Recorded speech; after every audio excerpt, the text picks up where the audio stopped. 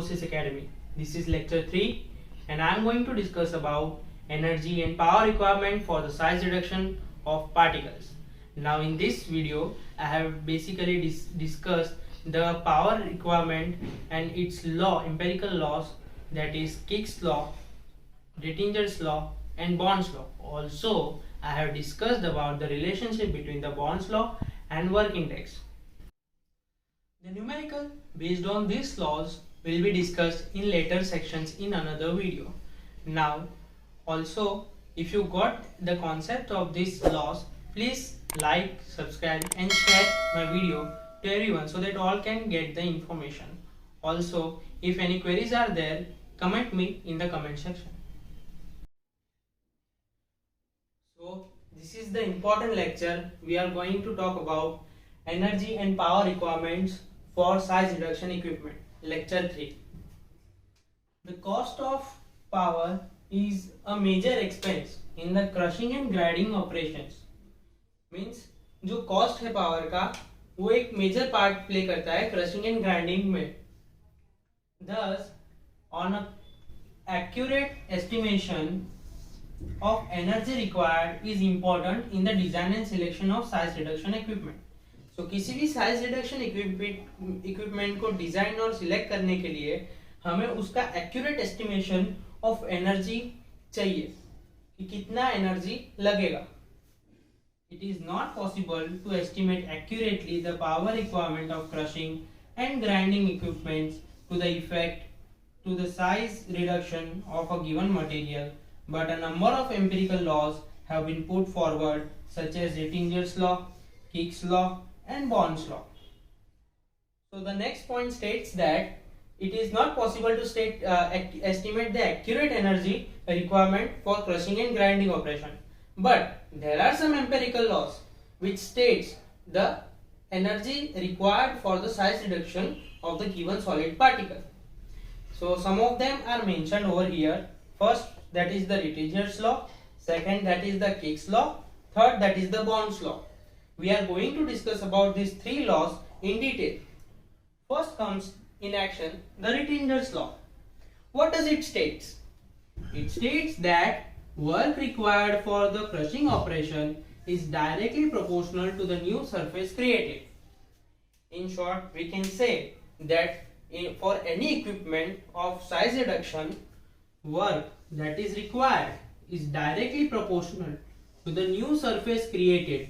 Means, as we seen earlier, that in size reduction equipment, as we reduce the size of the particles, new surfaces are formed, and these new surfaces created are directly proportional to the work required.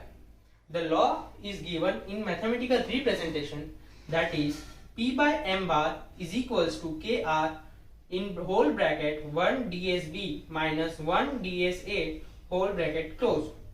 So where P stands for power requirement. This P stands for power requirement of the machine in kilowatts.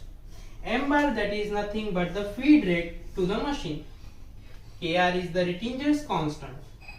dSA and dSB in the whole size reduction equipment, A is for feed and B is for product.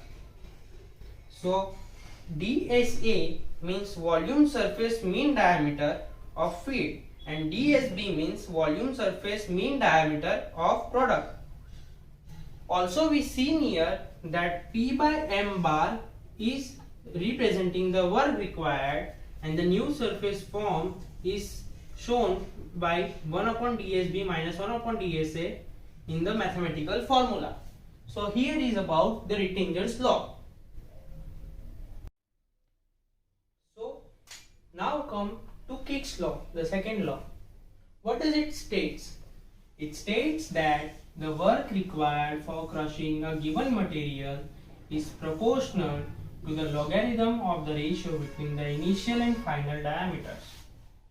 So according to this law, work required जो है crushing के लिए given material का वो directly proportional है logarithm of ratio between initial and final diameters.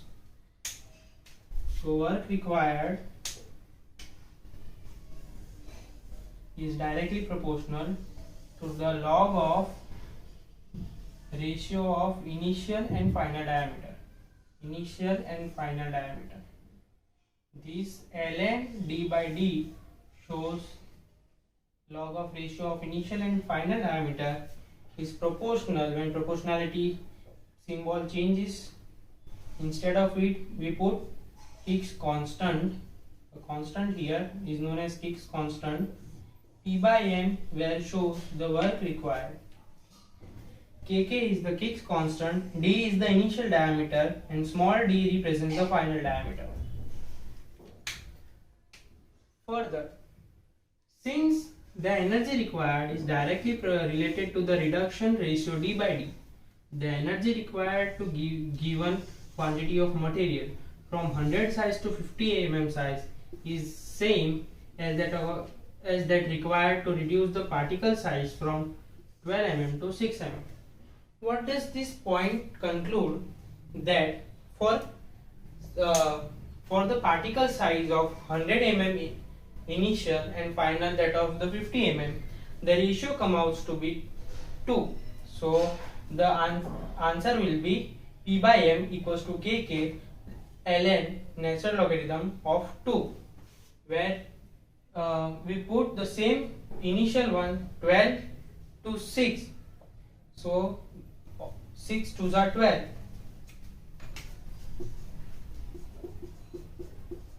It comes out to be 2. It comes out to be 2. So both the case the energy requirements are same according to the Higgs law.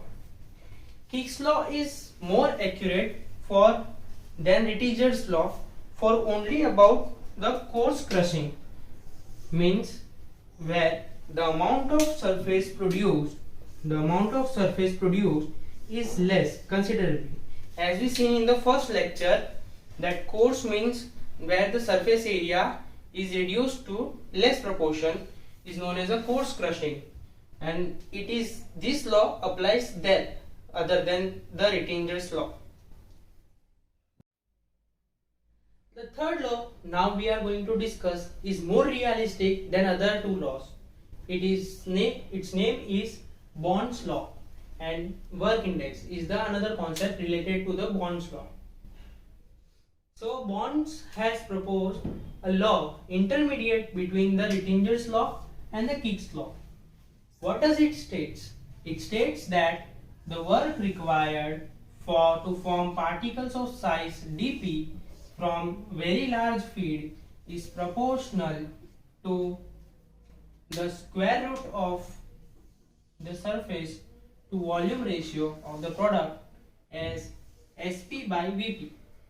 Before starting the mathematical representation, I want to say that phi s or say theta s is nothing but the sphericity of a given particle, and Sp by Vp is the surface to volume ratio of the product. So its formula is as stated here. There is no derivation of it right now. Sp by Vp is equals to 6 by phi s dp. Consider it as equation 1. From equation 1 we can mathematically derive dp is equals to 6 Vp by Sp theta s, that is equation 2. Now we know that the Bond's law is as P by M, which is the work required, is proportional to the square root of the surface to volume ratio of the product whose size is dp, that is Kb by root dp, where dp is the particle size and Kb is the Bond's constant. The constant depends on the material being used and the equipment being used. Now come to the work index.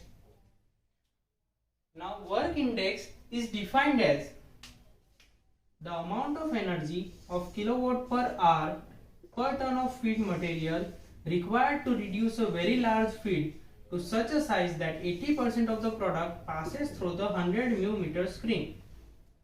So now what does the work index definition says?